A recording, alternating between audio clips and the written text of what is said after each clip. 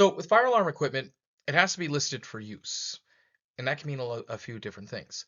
So let's take 2 minutes to talk more about listed for use and what listed is. So let's start off with listed for use. Listed for use is going to be that we're using equipment for the fire alarm.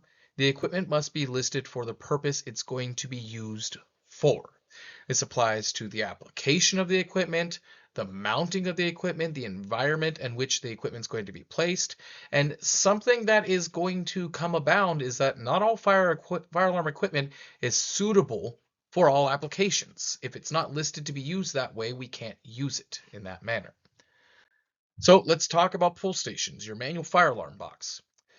Most are going to be listed for indoor applications. If you want to use it outside, it needs to be listed for outdoor use. Unit used outdoors must be listed specifically for that use. Your pull stations can be the same model and or make, but you do have to sometimes use a special back box for it that, again, is going to be listed for use. Other things that we see listed for use, your visible notification appliances. A lot of what we see with this is going to be listed for its orientation, where the mounting is going if we're using it for a wall mount versus a ceiling mount.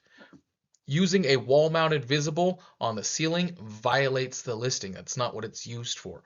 Wall mounted light patterns are going to be different than ceiling mounted patterns. So we have to utilize the correct one depending on how it's going to be used. Compatibility listing is another thing that we take into consideration. It's required for devices powered by an IDC or an SLC. Compatibility listed means that the devices must be listed for use with the control unit. This ensures operation and the receipt of signals, and everything's going to function appropriately.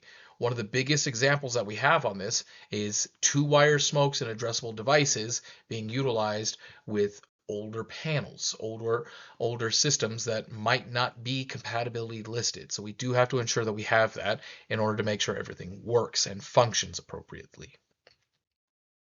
If you're looking to learn more about fire alarm, check out our NTC Brown Book. You can log on to our website, nationaltrainingcenter.com, go to the bookstore, take a look at the Brown Book.